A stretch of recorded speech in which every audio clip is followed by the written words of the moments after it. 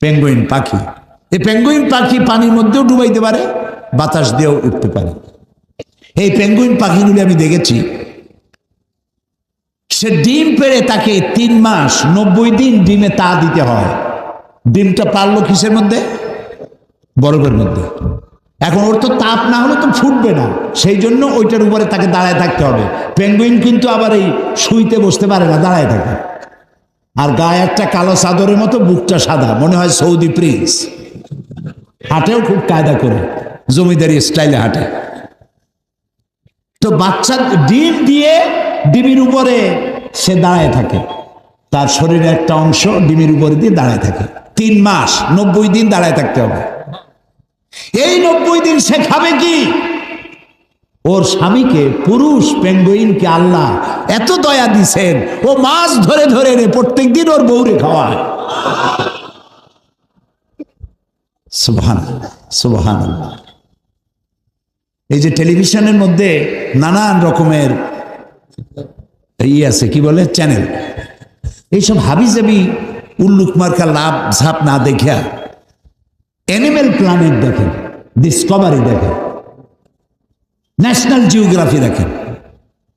এখন প্রশ্ন উঠতে পারে, সব মানুষের খেদমতে বুঝলাম, কিন্তু মশা দিয়ে কি খেদমত হয়? মশার কামড়ের চোটে বাড়ি থাকতে পারি না, এ প্রশ্ন উঠতে পারে কিনা? উঠতেই পারে। আল্লাহ যদি সবই মানুষের কল্যাণে বানায়, তে মশা বানাইছি কি কামে?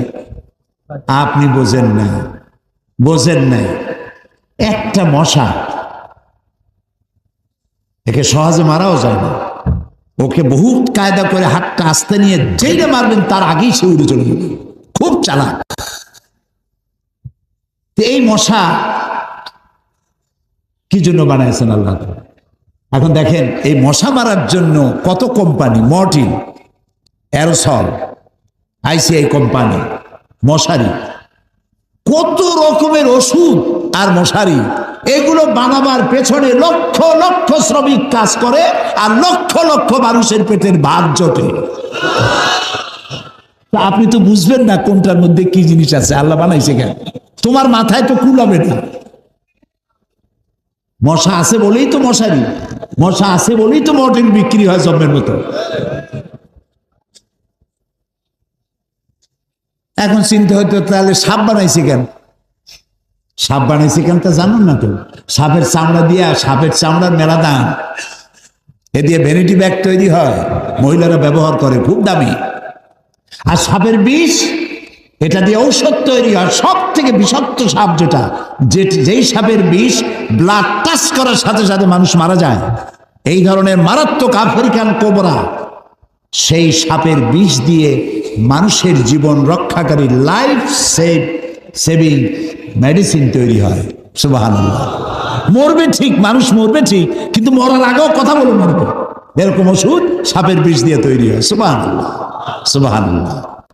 আমরা আল্লাহ তাআলার সৃষ্টি সম্পর্কে গবেষণা করলেই বুঝতে পারবো। আর চিন্তা ভাবনা না করলে, খালি যদি খায়, জম্মের খাওয়া খাইয়া পেট একটা তরমুজের সাইজ বানায় খালি, কিন্তু চিন্তা করে না খাইলাম কি।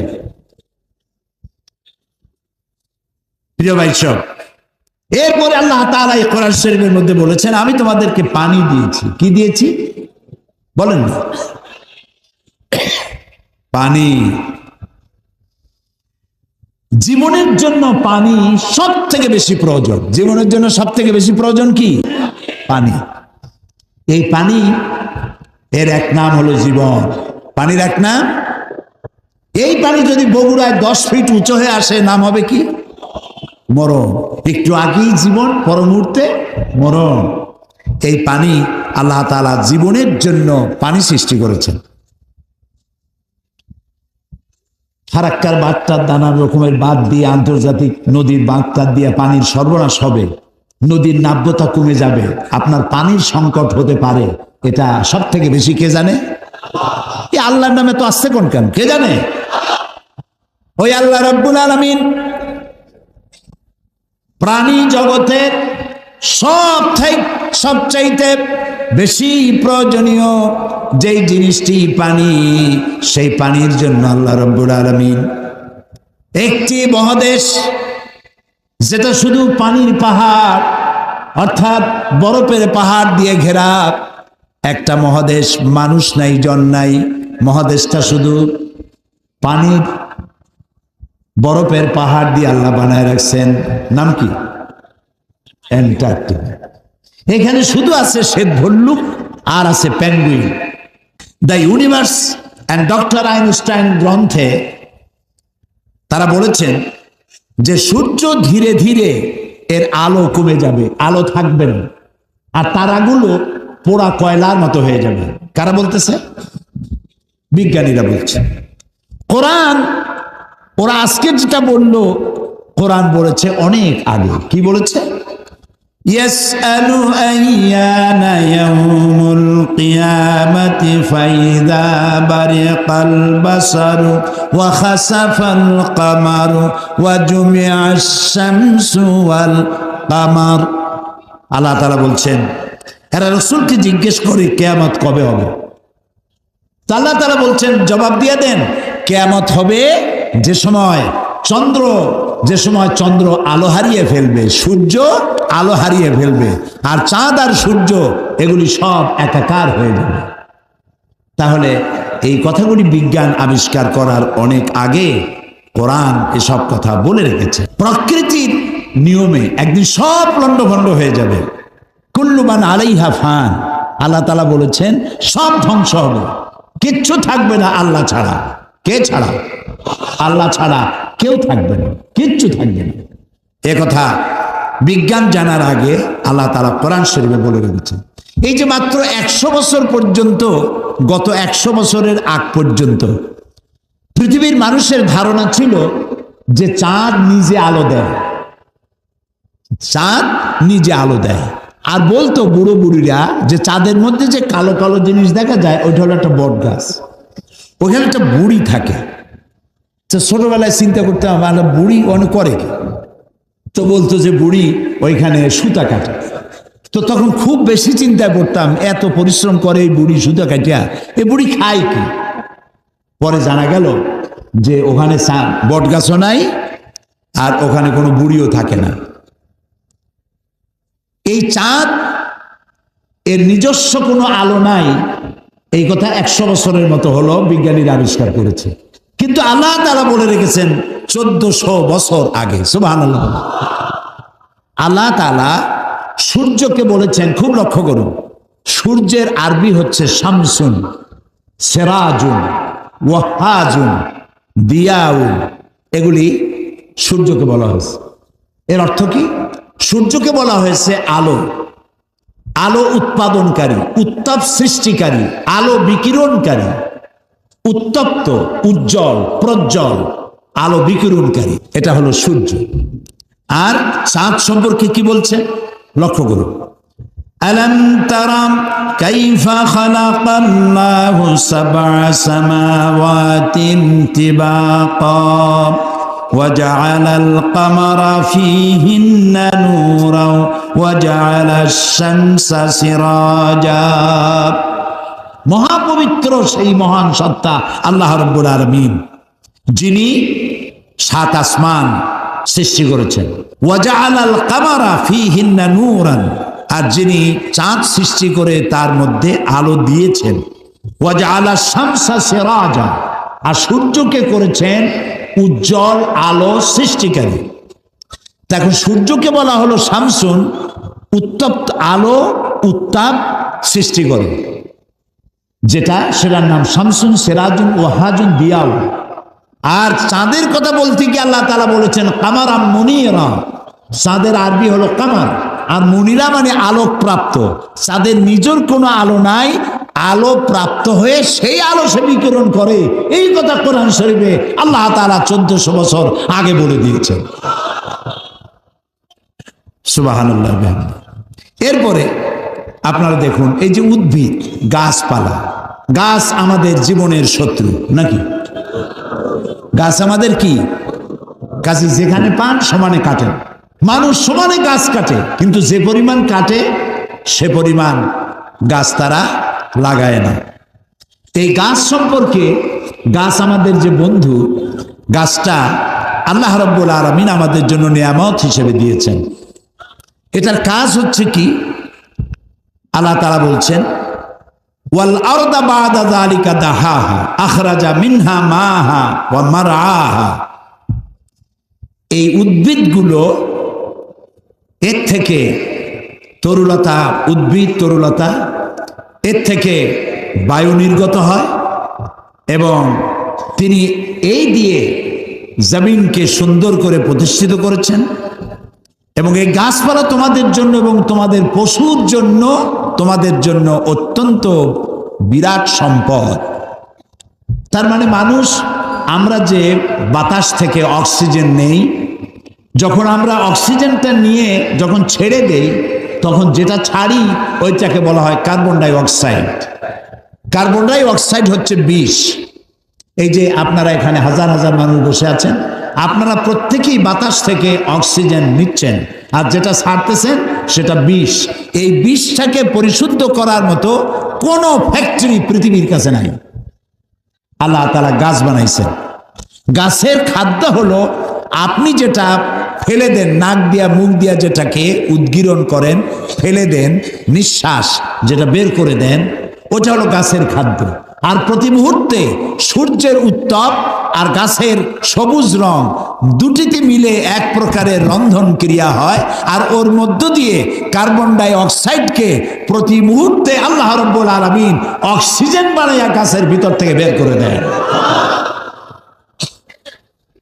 সুবহানাল্লাহ বিহামদিহি। এই মানুষের সৃষ্টির জন্য আল্লাহ তাআলা বলেছেন খালাকালাকুম মা ফিল আরদি জামিআ। এই পৃথিবীতে যা বানাইছে সব তোমার জন্য। সুবহানাল্লাহ। বিজ্ঞানীরা বলেছেন পাহাড়ের অত্যুচ্চ শিখর থেকে শুরু করে আটলান্টিক মহাসাগরের অতল তলদেশ পর্যন্ত যেখানে যা কিছু আছে সবগুলি মানব সেবায় নিয়োজিত, সব মানুষের খেদমতের জন্য আল্লাহ বানিয়েছেন। আল্লাহুল্লাযী আরসালা রিয়াহা। আল্লাহ হচ্ছেন তিনি যিনি বাতাস পাঠান। ফাতুসিরু সাহাবা, বাতাসে ধাক্কা মেরে সাহাবকে সরাই নিয়ে যায়। সাহাব হলো মেঘ। মানে মেঘ যে কত প্রকার, প্লেনে না উঠলে বুঝবেন না, প্লেনে উঠলে দেখবেন, বুঝবেন যে মেঘ কত প্রকার, কতটা স্তর। মনে হয় যেন আল্লাহ তাআলা তুলা শুকা দিছে, লেপ বানাবো। কোনোটা উঁচা নিচা, কোনোটা সমান, কোনোটা পাতলা, কোনোটা হালকা, কোনোটা ভারী, গোলাকার, নানান রকমের মেঘ ভেসে বেড়াচ্ছে। এই মেঘ হলো কোত্থেকে? সমুদ্র থেকে পানি উঠানো হয়েছে। সমুদ্র থেকে পানি উঠানো হলো। এই পানি উপরে উঠে গেল, আল্লাহ মেঘমালায় পরিণত করে দিলেন। বাতাসকে হুকুম করলেন, বাতাস এই মেঘকে টেনে নিয়ে যাও বগুড়ার উপরে। কোরআন শরীফে বগুড়ার নাম নাই। বেহুদা আনন্দ করার কোনো কারণ নাই। আমি ব্যাখ্যায় বললাম, আল্লাহ তাআলা বাতাসকে হুকুম করেন নিয়ে যাও, যেখানে পানি দরকার সেই জায়গায়, অমুক জায়গায় নিয়ে যাও। তো বাতাস আল্লাহ তো বলেন কোন, আর হয়ে যায়। কোন ফায়া কোন হয়ে যায়। তো বাতাস এখানে চলে এলো, মেঘ আসে। এখন বৃষ্টির জন্য আল্লাহ বলে দেন বৃষ্টি হ। তো এই বৃষ্টি তো কলসির কান্দার মতো নাজিল হইতে পারতো না? কলসির কান্দা দিয়ে পানি পড়া বোঝেন? তো এই কলসির কান্দার মতো যদি পড়তো আকাশ দিয়ে পানি, তাহলে বাড়িঘর থাকতো একটাও?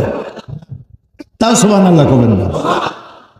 আল্লাহ রাব্বুল আলামিন জমিনের প্রয়োজন মিটাচ্ছেন, আবার যেন মানুষের বাড়ি ঘরের গরু বাছুরের ক্ষতি না হয়, সেগুলি যেন বিপদে না পড়ে, কষ্টে না পড়ে, সেজন্য বিন্দু বিন্দু করে, ফোঁটা ফোঁটা করে বৃষ্টির পানি নাজিল করে দিয়ে পৃথিবীর কোথায় শুষ্ক একটা বালি, এক কোনা মাটি পড়ে আছে, তালাশ করে করে সমস্ত মাটিগুলি আল্লাহ রাব্বুল আলামিন সিক্ত করে দেন, ভিজাইয়া দেন।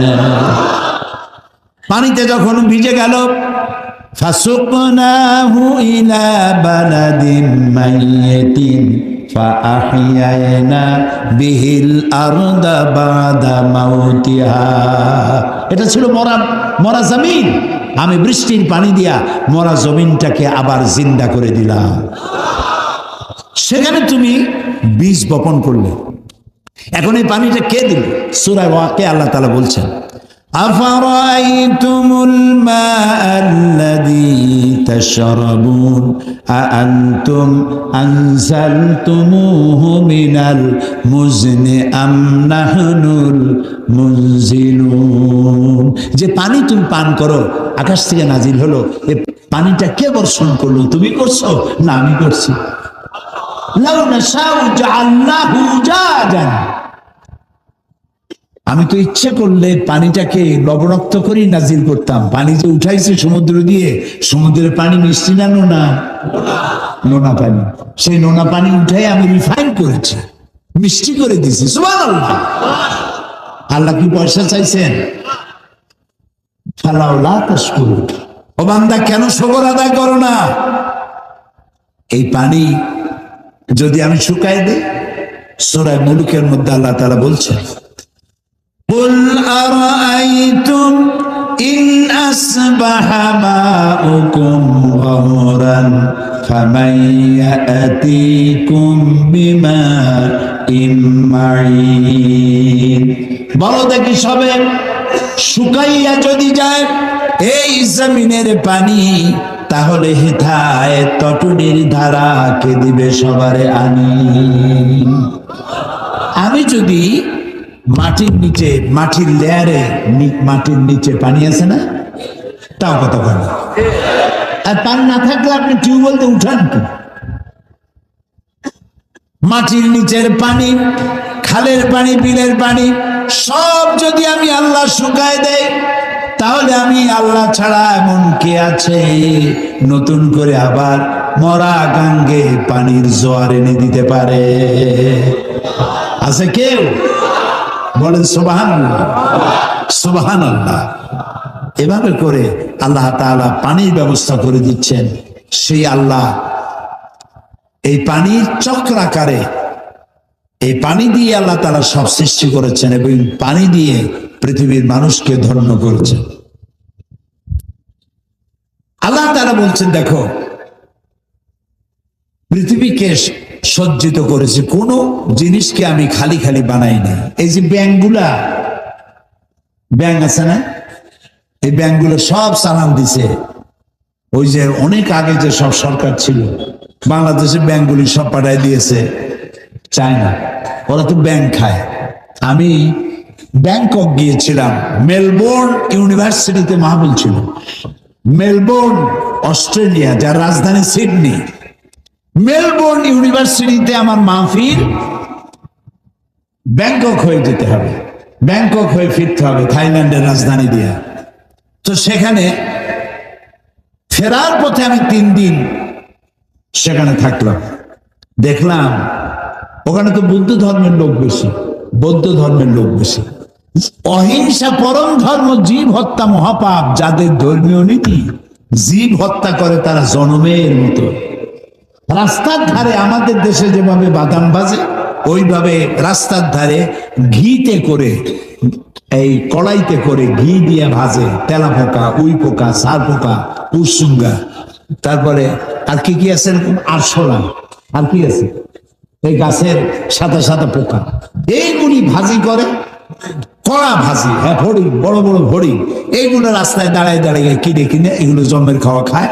আর ব্যাঙের সব তৈরি করে, আস্তে আস্তে ব্যাঙ ব্রিজে করে নিয়ে আসে, বড় 5 স্টার 7 স্টার হোটেল, বড় বড় ব্যাঙ, সেগুলো নিয়ে আসে। ব্যাঙের সব এমন ভাবে বসায় রাখে মনে হয় লাভ দিয়ে মাথার উপর পড়বে। এখন এগুলি, এই ব্যাঙ এগুলি পোকামাকড় খাইতো, আপনার ফসল রক্ষা হতো, সে ব্যাঙগুলোরই মারি ফেলেছে। পাখিতে পোকামাকড় না খায়, পাখিগুলারে মারে।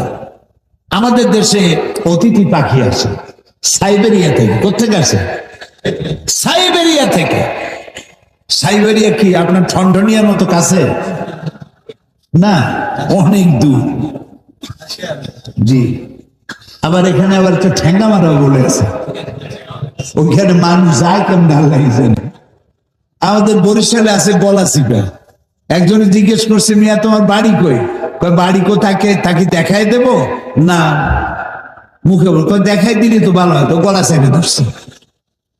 গলা চেপে ধরলেন কি বলবো, আমার বাড়ি হলো গলা চিপে। এখন পাখিগুলি আসছে সাইবেরিয়ান দ্বীপপুঞ্জ থেকে, যখন সেখানে স্নো পড়ে, বরফ পড়ে, বরফের জ্বালায় ঠান্ডা টিকতে পারে না, তখন তারা ওড়া আরম্ভ করে।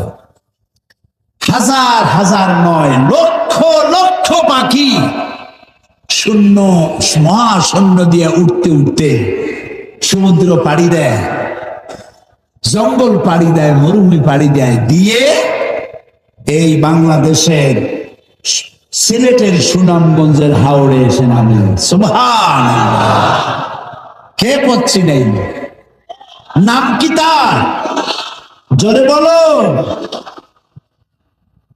ওরা আমাদের মেহমান, আমাদের দেশের লোকেরা মাশাআল্লাহ মেহমান ধরিয়া জম্বের খাওয়া খায়। পাখি, পশু পাখি আল্লাহ তাআলা যেগুলির হালাল করছে খাবেন, কিন্তু একটু বুঝে শুনে খান। ওরা মেহমান হিসাবে আসছে, সেগুলোরও খাই ফেলাবেন। এটা আপনার প্রাকৃতিক ভারসাম্য, জীববৈচিত্র্য, আপনার ভারসাম্যকে রক্ষা করে। সুবহানাল্লাহ।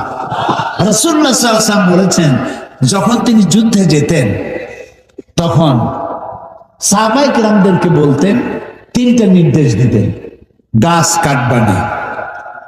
সুবহানাল্লাহ বলবেন, গাছ কাটবা না।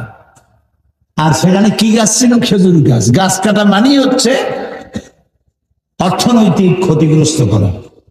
গাছ কাটবে না। বৃদ্ধ এবং শিশুদের গায়ে হাত দিবেন না, নারী নির্যাতন করবে না। সুবহানাল্লাহ, সুবহানাল্লাহ। তো ন্যাচারাল প্রকৃতির ভারসাম্য রক্ষা করার জন্যই আল্লাহ এগুলি তৈরি করে রেখেছেন। কি সুন্দর!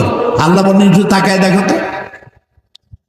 আওয়ালাম ইয়ারাউ ইলা তায়রি ফাওকাহুম সাফফাতিন ওয়া ইয়াকবিদনা মা ইউমসিকুহুন্না ইল্লার রাহমান।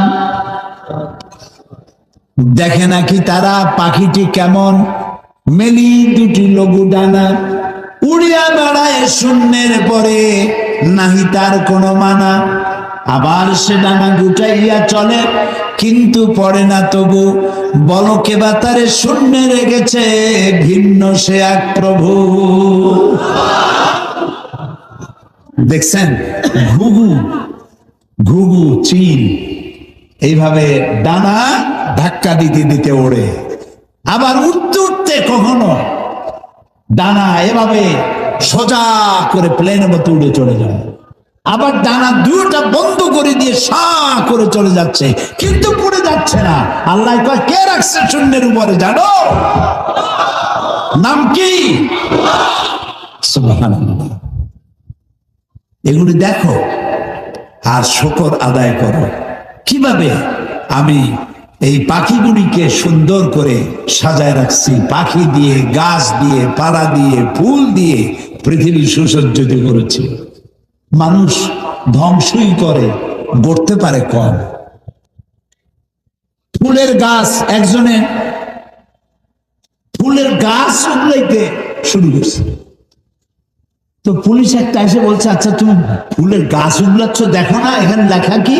কয়, লেখা তো আছে ফুল ছেড়া নিষেধ, গাছ উগলানো তো আর নিষেধ না।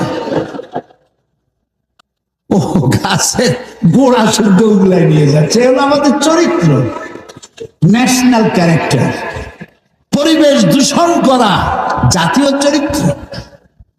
সিগারেটে মুখে ধরে টান একটা দিয়া উপরে ফু দিয়ে দেখে যায় কদ্দুর। ও চিন্তা করে না যে কত বড় ক্ষতি হচ্ছে পরিবেশে। যে ব্যক্তি সিগারেট পান করেন তিনি তার জীবনের সাথে শত্রুতা করেন। যিনি সিগারেট পান করেন তিনি তার কলিজার টুকরা সন্তানের সাথে দুশ্মনী করেন। কারণ সিগারেট খেয়েছেন, মুখে যে দুর্গন্ধ, এইটা দিয়ে বাচ্চার মুখে চুমা দিয়েছেন, এই দুর্গন্ধ আপনার বাচ্চার কলিজার টুকরা সন্তানের কচি হার্টে গিয়ে আঘাত করেছে।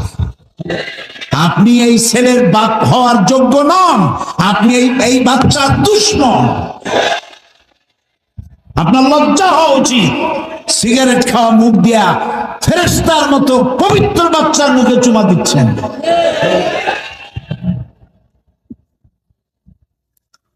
সিগারেটে ধূমপানের ভিতরে 4 পয়সা কোন উপকার আছে বলে পৃথিবীর কোন ডাক্তার বলতে পারবে না। অথচ সেইগুলা বাসে বসে খায়, রাস্তায় খায়, হাটে আর খায়, মুরব্বীর সামনে খায়, হোটেলে খায়। আহারে, একটু শরম টরম হওয়া উচিত। এখানেই শেষ নয়, আপনি আপনার জীবনের সাথে, বাচ্চাটা বাদ দিলাম, আপনার জীবনের সাথে শত্রুতা করছেন। সিগারেটের মধ্যে, তামাকের মধ্যে নিকোটিন নামক এক প্রকারের বিষ আছে, পয়জন আছে। এই পয়জন ধোঁয়া হয়ে নাকের আপনার মুখে টান দিলে হার্টে চলে গেল। পৃথিবীতে প্রতি বছর 30 লক্ষ লোক সিগারেটের নিকোটিন নামক পয়জন দিয়ে ক্যান্সার আক্রান্ত হয়ে মারা যায় যারা, তাদের সংখ্যা 30 লাখের উপরে। আপনি আপনার আত্মহত্যার জন্য দায়ী সিগারেট পান যারা করেন। তো পরিবেশ দূষণ করা এটা কোনো মানুষের কাজ না, পরিবেশকে গড়া, সুন্দর করা মানুষের কাজ। যৌতুক প্রথার প্রবর্তন কখন থেকে শুরু হয়েছে? আমাদের দেশ প্রচলিত যৌতুক প্রথাকে কি ইসলাম সমর্থন করে? যৌতুক প্রথা কবে শুরু হয়েছে এই ইতিহাস আমি ঠিক বলতে পারলাম না, তবে যৌতুক প্রথা ইসলাম আদৌ জায়েজ করেনি। যৌতুক সম্পূর্ণ হারাম। এটা যদি কন্যা পক্ষ ইচ্ছে করে যদি বর পক্ষকে কিছু দেয় তাহলে সেটা একটি হাদিয়া বা উপহার, কিন্তু চেয়ে নেওয়াটাকে যৌতুক বলে, আর এই চেয়ে নেওয়া জায়েজ নেই। আরেকটি প্রশ্ন করেছেন, বাংলাদেশে ওয়াহাবি সুন্নি প্রশ্ন নিয়ে খুবই দলাদলি। ওয়াহাবি ও সুন্নিদের প্রকৃত পরিচয় কি? এটা হচ্ছে মোহাম্মদ বিন আব্দুল ওয়াহাব। তিনি শিরক এবং বেদাতের বিরুদ্ধে যে আন্দোলন করেছিলেন, সেই আন্দোলন বিশ্বব্যাপী একটি গৃহীত আন্দোলন, শিরক এবং বেদাতের বিরুদ্ধে। এটাকে তারা ওয়াহাবি আন্দোলন নাম দিয়েছে ওনার নামে। এটা যদি কেউ গালাগালি হিসাবে বলে তাহলে নিশ্চয়ই অন্যায় হবে। আর সুন্নি বলে যারা দাবি করে আহলে সুন্নতুল জামাত, তো প্রকৃত আহলে সুন্নতুল জামাত যারা, তারা তো শিরক এবং বেদাত করতে পারে না। কিন্তু আহলে সুন্নতুল জামাতের নাম নিয়ে যদি কেউ শিরক এবং বেদাত করে তাহলে তাদেরকে প্রকৃত সুন্নি বলা যায় না। আরেকটি প্রশ্ন করেছেন তিনি, মেয়েরা স্বামী ফেলে বিদেশে এবং স্বামীরা স্ত্রীকে বাড়িতে রেখে বিদেশে কতদিন থাকতে পারে? এটা হযরতে ওমরে ফারুক রাদিয়াল্লাহু তাআলা আনহু, তিনি একবার রাতের বেলায় ঘুরছিলেন, তো একটা বাড়িতে একটা বউ, একটা যুবতী মেয়ের, বিবাহিতা মেয়ে, তার বিলাপ তিনি শুনতেছিলেন। স্বামীর বিরহ যন্ত্রণায় তিনি কিছু কবিতা বলতেছিলেন। পরে তিনি জানতে পারলেন যে মহিলার স্বামী ফ্রন্টিয়ারে, অর্থাৎ সীমান্ত এলাকায় যুদ্ধরত। হযরত ওমর রাদিয়াল্লাহু তাআলা আনহু তখন সকল সেনাবাহিনীকে অর্ডার দিয়ে দিয়েছিলেন যে তারা যেন 4 মাসের মধ্যেই তাদের পরিবারের কাছে ফিরে আসে। তো যেসব মেয়েরা স্বামী ফেলে বিদেশে থাকে এবং স্বামীরা বিবাহ করে স্ত্রীকে বাড়িতে ফেলে রেখে বিদেশে চলে যায়, 2 বছর, 2.5 বছর, 3 বছরও ফেরে না, এরা স্ত্রীর উপরে নিশ্চয়ই জুলুম করে। এটা করা উচিত নয়। হয় নিয়ে যাওয়া উচিত, আর না নিতে পারলে দেশে থাকা উচিত। এতে অনেক অসুবিধা ঘটে। আমি যখন টেলিভিশনে প্রোগ্রাম করতাম তখন মধ্যপ্রাচ্য থেকে অনেক চিঠি আমার কাছে এসেছে এরকম, যে স্ত্রী অন্যের কাছে চলে গিয়েছে, প্রেম ভালোবাসা করে, তাকে আর ধরে রাখা যায়নি। এরকম বহুত দুর্ঘটনা ঘটে, স্বামীরও ঘটে, স্ত্রীরও ঘটে। এই ঘটনার জন্য স্বামীকে বেশি দায়ী হতে হয়। এই জন্য কোথাও গেলে স্বামী স্ত্রী একসাথে যাওয়া উচিত। আর যদি তার সম্ভব না হয় তাহলে ঘন ঘন যাতে ছুটি নিয়ে আসতে পারে সেজন্য চেষ্টা করা উচিত। স্বামী স্ত্রীকে কখন প্রহার করতে পারে? স্বামী স্ত্রীকে প্রহার করতে পারে যদি স্ত্রী শরীয়ত বিরোধী কোনো কাজ করে, তাকে নানান রকমের বুঝাইয়াও শরীয়তে আনা যায় না, তখন মৃদু শাসন করা যেতে পারে বলে আল্লাহ তাআলা কোরআন শরীফে বলে দিয়েছেন। সেই শাসনের অর্থ এই না যে তাকে মারধর করে হাত পা ভেঙে দেবে অথবা তার মা বাপ তুলে গালি দেবে, এটা হতে পারবে না। সামান্য প্রহার করা যেতে পারে, সামান্য শাসন করা যেতে পারে, তাকে খুব পীড়াদায়ক কষ্টদায়ক নির্যাতন স্ত্রীকে করা যাবে না। তবে সব থেকে উত্তম হচ্ছে তাকে বুঝানো, মারামারি পর্যন্ত না যাওয়া, বুঝানোই ভালো। বুঝায় যদি তাকে আনা যায়। মোবাইল ফোন মহিলারা ভিন পুরুষের সাথে কথা বলতে পারে কিনা, এমত অবস্থায় কেমন কণ্ঠস্বর হওয়া উচিত, ইসলামের সম্পর্কে কি তথ্য পরিবেশন করেছে, এই সব তথ্য পরিবেশন করেছে। বগুড়ার পুরুষেরা যেভাবে শিক্ষিত, মহিলারাও তেমন শিক্ষিতা, মাশাআল্লাহ। ভালো ভালো প্রশ্ন তারা করেছেন। যে বোন এই প্রশ্ন করেছেন তাকে, তার উদ্দেশ্যে, সবার উদ্দেশ্যে বলছি, আপনারা জেনে রাখুন, মোবাইল ফোনে মহিলারা ভিন পুরুষের সাথে মোবাইল ফোনে কেন, এমন সামনাসামনিও কথা বলতে পারে। মিন ওয়ারাই হিজাব, পর্দার আড়াল থেকে কথা বলতে পারে। আর প্রয়োজনে সামনাসামনিও কথা বলতে পারে, তবে সেখানে বোরকা পরা থাকবে, নেকাব পরা থাকবে, তারপরে কথা বলবে। এমন কেমন স্বরে কথা বলবে সেটা কোরআন শরীফে বলে দেওয়া হয়েছে। যেমন আপনার টেলিফোন আসলো, মোবাইল আসলো, আপনি মোবাইল যখন এলো তখন আপনি এইভাবে বলেন, হ্যালো। কণ্ঠস্বরটা ভারী হবে। কণ্ঠস্বরটা ভারী হলে তাহলে যার সঙ্গে কথা বলতেন সে একটু ঘাবড়ে যাবে। আর যদি আপনি মোবাইল ফোনটা ধরেই যদি বলেন হ্যালো, তাহলে তো সর্বনাশ করলেন। এই জন্য ইসলাম এটা নিষেধ করেছে যে এই যে স্বরে কথা বললে পরে যে পুরুষের হৃদয়ে রোগ আছে সে আপনার প্রতি আকৃষ্ট হয়ে পড়তে পারে এবং এটা একটা বড় রকমের সমস্যার সৃষ্টি হয়ে যেতে পারে, মারাত্মক সমস্যা। আপনারা বুঝে নেন, আমি সমস্যার ব্যাখ্যা দিলাম না। আল্লাহ নিজেই বলেছেন পরপুরুষের সঙ্গে কথা বলতে গেলে ভারী কি আওয়াজে বলতে হবে, যাতে করে যিনি আপনার সঙ্গে কথা বলছে আপনার প্রতি তার জন্য একটা শ্রদ্ধাবোধের সৃষ্টি হয়। কণ্ঠস্বরটা এরকম হওয়া উচিত। বিগত নবম সংসদ নির্বাচনে আপনার পরাজয়ের কারণ কি? পরাজয়ের কারণ ধরে নেন ডিজিটাল। এই কারণেই সারা দেশে যে কারণে হয়েছে সেই কারণ। ঈদের দিন মহিলারা অনেক স্থানে ব্যক্তিগতভাবে ঈদের নামাজ পড়ে, এটা পড়া যাবে কিনা? হ্যাঁ, ঈদের দিনে আমাদের দেশে মহিলাদের উপরে জুলুম করা হয়, এটা আমি বলবোই। ঈদের দিনে নবী করিম সাল্লাল্লাহু আলাইহি ওয়াসাল্লাম ঈদের দিনে মহিলাদেরকে ডেকে নিয়ে যেতেন ঈদের মাঠে। সামনে পুরুষরা দাঁড়াতেন, পেছনে মহিলারা দাঁড়াতেন। প্রত্যেক ঈদে নবী করিম সাল্লাল্লাহু আলাইহি ওয়াসাল্লাম মহিলাদের ঈদের নামাজের ব্যবস্থা করেছেন, মসজিদে তাদের জায়গা করেছেন। আমাদের দেশে ইসলামের নাম করেই মহিলাদেরকে ইসলাম যেসব অধিকার দিয়েছে সে অধিকার থেকে বঞ্চিত করা হয়। তবে আল্লাহর মেহেরবানি, বাংলাদেশের বহু জায়গায় এখন মহিলাদের ঈদের জামাত শুরু হয়েছে। আমি আশা করি আমাদের বিশিষ্ট ইসলামী চিন্তাবিদ, বীর মুক্তিযোদ্ধা জনাব শাহাবুদ্দিন সাহেব, মৌলানা আলমগীর হোসেন সাহেব, নবনির্বাচিত চেয়ারম্যান অধ্যক্ষ মৌলানা তাইব আলী সাহেব, মৌলানা আবু বকর সাহেব, অন্যান্য ওলামায়ে কেরাম এখানে যারা আছেন, সবাই মিলে মহিলাদের ঈদের কোনো ব্যবস্থা আপনারা করতে পারেন কিনা আপনারা চেষ্টা করবেন ইনশাআল্লাহ। হ্যাঁ, ওনারা বলছেন ইনশাআল্লাহ করবো, আপনারা আলহামদুলিল্লাহ বলতে পারেন। আমি একজন নার্স, আমার চাকরি ক্ষেত্রে আমাকে রুগীর পুরুষ মহিলা গায়ে হাত দিয়ে সেবা ওষুধ খাওয়াতে হয়। এতে কি পাপ হবে? মোটেই পাপ হবে না, এটা আপনার ইবাদত।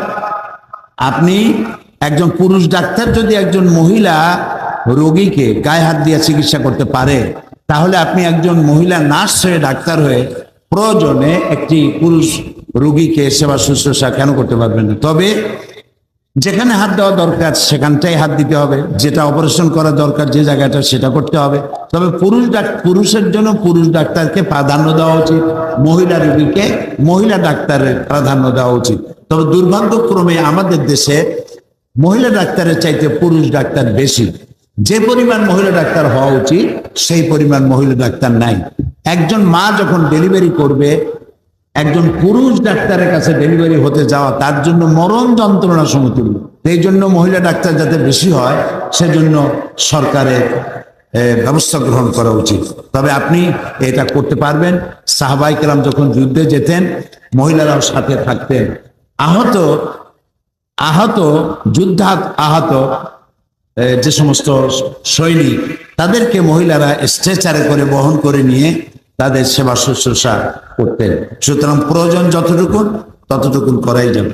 মোনাজাতের ভিতরে সাংসারিক প্রার্থনা করা যাবে কিনা? আপনি আল্লাহর কাছে চাইতে পারবেন না বৈধ এমন কোনো জিনিস নাই।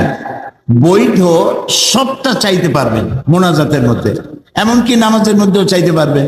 ফরজ, একটু ভালো করে শোনেন মা বোনেরা, ফরজ, ওয়াজিব, সুন্নত এই 3 নামাজে নয়, নফল নামাজের সেজদার ভিতরে আপনি আপনার প্রয়োজনীয় কথাটা আল্লাহ তাআলাকে বলতে পারবেন। কারণ মানুষ যখন সেজদা দেয় তখন একদম আল্লাহর নিকটবর্তী হয়ে যায়। আমরা সুবহানাল্লাহ বলি।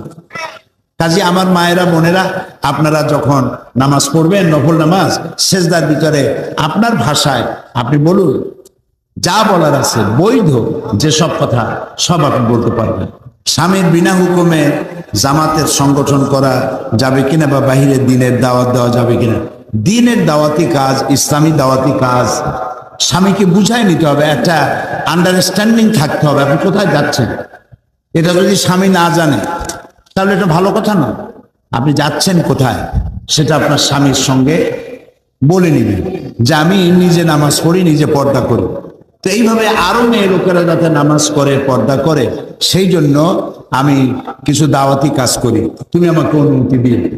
এভাবে যদি একটা আন্ডারস্ট্যান্ডিং এর মাধ্যমে করেন তাহলে সেটা খুবই সুন্দর হবে। স্বামীর অজান্তে করবেন না। সে যদি নারাজ হয় তাহলে তাকে বুঝাবেন যে আমি তো সিনেমা দেখতে যাচ্ছি না, আমি তো কোনো পিকনিকে যাচ্ছি না, আমি যাচ্ছি একটা মেয়ে লোককে নামাজি বানাতে, আমার মতো বোরখা পরে সেই জন্য বানাতে। একটা মেয়ে লোককেও যদি আমি আল্লাহর পথে আনতে পারি, এ সব শুধু আমার হবে না, তুমি যে আমাকে যাওয়ার জন্য অনুমতি দিলে এ সবটা তুমিও পাবে। সুবহানাল্লাহ। এভাবে আপনি বোঝাবেন। আরেকজন প্রশ্ন করেছেন, কোন স্ত্রী তার স্বামীকে তালাক দিতে পারবে কি? হ্যাঁ পারবে, তবে পাইকারি দরে পারবে না। মেয়ে লোকদেরকে তালাকের অধিকার ইসলাম দেয় নেই। মেয়েদের মেজাজের ভারসাম্য কম, হঠাৎ করে রেগে যায়, আবার হঠাৎ করে রাগ পতনও হয়ে যায়। এটা মান অভিমানের পালা চলে। আল্লাহ মানুষ এক এক ধরনের, পুরুষ একরকম মেজাজের, নারী আর এক রকমের মেজাজের। কিছু পুরুষ আছে কোনো মেজাজ খারাপ যদি হইল জীবনেও ভোলে না, একটা দুর্ঘটনা ঘটলো জীবনেও ভোলে না, ওইটা মনে রাখে আর দুশ্মনী করে। আবার এমন পুরুষও আছে যখন যেখানে যেটা ঘটলো ওইখানে রাগারাগি করলো আর ওখানেই মিটে গেল, আর মনে থাকলো না। এরকম মেয়েদের মধ্যে এরকম আছে। তবে মহিলাদের মা বোনদের মেজাজের ভারসাম্য কম। রাসূলুল্লাহ এদেরকে কাঁচের সাথে তুলনা করেছেন। কাঁচ, গ্লাস ক্ষণভঙ্গুর, সামান্য আঘাতে ভেঙে চলে যায়। রাসূলুল্লাহ এটা কাঁচের সাথে তুলনা করেছেন। এই জন্য মেয়ে লোকদেরকে তালাকের এখতিয়ার দেওয়া হয়নি। স্বামীর সাথে গন্ডগোল বাঁধার সাথে সাথে করলো, তোর ঘর করবো না, তোরে তালাক, তোর গোষ্ঠী যুদ্ধ তালাক দিয়ে খাতা কাপড় নিয়ে বাড়ি বন্ধ হয়ে যায়। তো এরকম একটা দুর্ঘটনা ঘটবে সামান্য ব্যাপার নিয়ে। এই জন্য তালাকের এখতিয়ার মেয়েদের দেওয়া হয়নি। শুধু এক জায়গায় খোলা তালাকের বিষয়টা তাদেরকে বলা হয়েছে, মহারানা কোনো কিছুর দাবি দেওয়া করি না, আমি তোমার সাথে থাকবো না, আমি তোমার খোর পোষ মহারানা কোনো কিছুর দাবি করি না, আমার আল্লাহ রাসূল বিদায় করবে। এইভাবে খোলা তালাকের ব্যবস্থা যেভাবে আছে সেটা হতে পারে। আচ্ছা, তালাক দেওয়ার পর অন্য স্বামীকে গ্রহণ করতে পারবে কি? যদি কোনো মেয়ে লোককে কেউ তালাক দেয়, খুব ভালো করে শুনবেন, কাজে লাগবে। তালাক দেওয়া তো সব থেকে ঘৃণিত কাজ। তালাকটা হয় কখন? এটা হয় রাগারাগিতে। রাগ করে তালাক দিয়ে দিল, পরে দেখলো স্ত্রী যাবে, ছেলে যাবে, মেয়ে যাবে, সব তো আমার শেষ। তখন আর হুজুরের কাছে যায়, হুজুর রাগের মাথায় তালাক দিছে। আরে বেটা, রাগের মাথায় তালাক না দাও, তালাক দেও নাই, তালাক দিছো কি প্রেমের ঠেলা? ভালোবাসার চলে কেউ তালাক দেয়? রাগ হয়েই তো তালাক দেয়। তো তালাক রাগ হয়ে দিক, হাসতে হাসতে দিক, আর কানতে কানতে দিক। যদি হুশ থাকে আর পাগল না হয়, যে কোনো অবস্থায় তালাক দিবে, তালাক ওয়াকে হয়ে যাবে, তালাক পড়ে যাবে। তবে এটা আল্লাহ তাআলার কাছে সব থেকে ঘৃণিত এবং নিকৃষ্ট। আল্লাহ তালাক চান না। সেই জন্য কোন স্বামী যদি তার স্ত্রীকে তালাক দেয়, তাহলে ওই স্বামীর কাছে যাওয়ার আর কোনো সুরত নাই কিয়ামত পর্যন্ত। হাত্তা তানকিহা যাওজান গায়রা, যতক্ষণ পর্যন্ত আর একটা পুরুষের সাথে তার বিবাহ না হচ্ছে। তো আর একটা পুরুষের সাথে বিবাহ হবে, তা আবার অ্যারেঞ্জমেন্ট বিয়ে হতে পারবে না, যে 3 দিনের জন্য তোমার কাছে থাকবে, ডন টাচ, 3 দিন পর একে আমার কাছে ফিরাই দেবে। এটাকে গ্রাম্য ভাষায় হিলা বলে। এটার শরীয়তের কোনো ভিত্তি নাই, এরকমের বিবাহ জায়েজ নাই, একদম হারাম, বিয়েই হবে না। তালাকের শর্তে যদি বিবাহ করে তো বিয়েই হবে না। প্রথম স্বামীর কাছে ফিরে আসার রাস্তা একটা, সেটা হলো আর একটা পুরুষের সাথে বিয়ে হবে।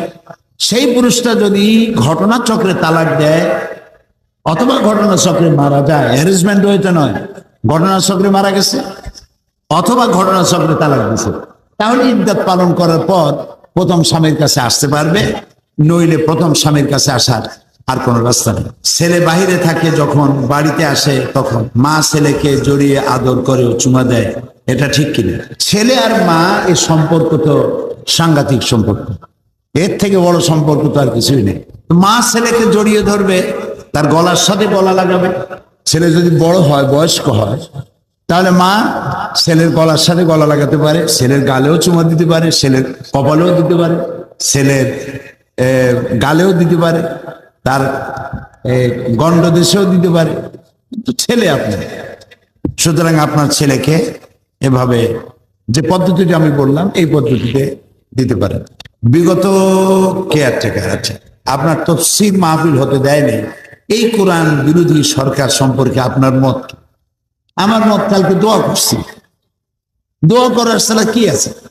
ঈসা আলাইহিস সালাম একদিন হেঁটে যাচ্ছিলেন, খামোখা কতগুলি লোক তারা গালাগালি দিল, দাঁড় করে জনমের মতো গালি দিল। ওদের গালাগালি উনি শুনলেন, যখন গালাগালি দেওয়া শেষ হয়ে গেছে, আর এখন দেখে যে যারে গালাগালি দেয় সে কথাই কয় না। গালাগালি দিতে যখন অস্থির হয়ে গেছে, আর গালাগালি দেয় না, ওরা থেমে গেছে।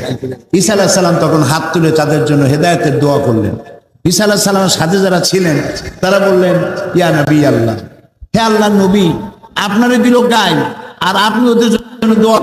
ঈসা আলাইহিস সালাম বললেন, ওদের মাথায় যা ছিল সেগুলো ওরা ডালছে, আর আমার কাছে যেটা ছিল আমি সেটা তাদের দিলাম। কাজে ওরা কোরআনের সাথে বেয়াদবি করেছে, আর এই বেয়াদবির জন্য, এত বড় বেয়াদবি কোরআনের সাথে করা উচিত হয় নাই যেটা তারা করেছে। এজন্য আমরা দোয়া করি, যারা যারা করেছে, যাদের পরামর্শ করেছে, সবগুলিকে আল্লাহ তাআলা কোরআনের পাগল বানায় দাও, কোরআনের খাদেম বানায় দাও। আপনারা বলেন আমিন। যতটা বিরোধিতা করেছে, কোরআনের সাথে বেয়াদবি করেছে, আল্লাহ তাআলা ততটা কোরআনের প্রতি আকৃষ্ট করে দিই, আমরা বলি আমিন।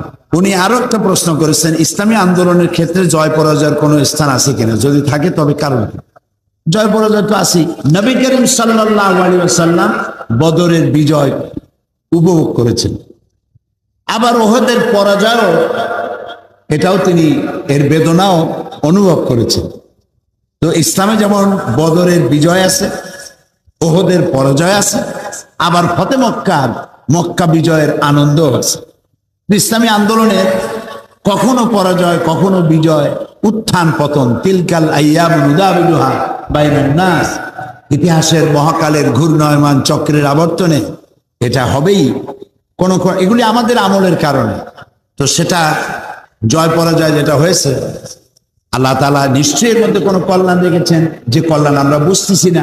আল্লাহ তাআলা এর ভালো ব্যবস্থা নিশ্চয়ই আমাদের সামনে রেখেছেন বলে আমরা বিশ্বাস করি। আরেকজন প্রশ্ন করেছেন, হুজুর আপনার কাছে আমার একটি প্রশ্ন, আমি 5 ওয়াক্ত নামাজ অন্যান্য নফল ইবাদত যথাযথভাবে পালন করি, আমি অত্যন্ত ঋণগ্রস্ত, আমার পরিবারের সকলে খুবই অসুবিধা আছে, তাই হুজুর আপনার কাছে আমার জিজ্ঞাসা, কি আমল করলে আমার ঋণ হতে মুক্তি পেতে পারি, আমার জন্য দোয়া করবেন। আমরা সবাই দোয়া করি, যিনি এই চিঠিটা দিয়েছেন আল্লাহ যেন তাকে ঋণ মুক্ত করে দেন। সবাই বলেন আমিন। ঋণের জন্য যারা ঋণগ্রস্ত তারা নামাজের পরে মোনাজাতে বলবেন, আউযু বিল্লাহি মিনাল কুফরি ওয়াদ দাইন, আউযু বিল্লাহি মিনাল কুফরি ওয়াদ দাইন। আল্লাহ তাআলা আমাকে কুফরি আর দেনা থেকে আমি তোমার কাছে পানা চাই, আমাকে আমার দেনা পরিশোধের জন্য আমাকে তৌফিক দান করো। এটা বেশি বেশি পড়বেন, আল্লাহ তাআলা আপনাকে ঋণ মুক্ত করে দিবেন। হাসবুনাল্লাহ নি'মাল ওয়াকিল, নি'মাল মাওলা ওয়া নি'মান নাসির, এগুলো মাঝে মধ্যে পড়বেন। আর বলবেন, আল্লাহ এই ঋণ অবস্থায় যেন আমার মৃত্যু না হয়, ঋণ পরিশোধের তৌফিক দিয়ে দাও। আমরা সবাই মিলে দোয়াও করলাম।